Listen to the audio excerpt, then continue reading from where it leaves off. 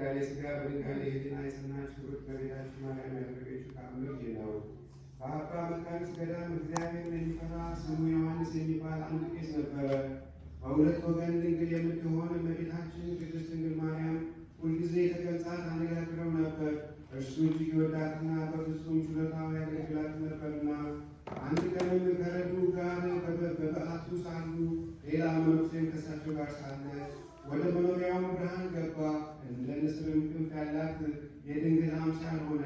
ክንፏንም ዘርግታ አባ ዮሐንስን ጋረደችው። ረድኡና ያ ከእሳቸው ጋር ያለ መነኩሴ ባዩ ጊዜ እጅግ አደነቁ፣ እግዚአብሔርንም አመሰገኑ። የሚያገለግሏትን ደስ የምታሰኛቸውን አምላክን የወለደች በሁለት ወገን ድንግል የሆነች ክብርት እመቤታችን ማርያምን አከበሯት፣ አመሰገኗትም። ልመናዋ በረከቷ ከእኛ ጋር ይሁን።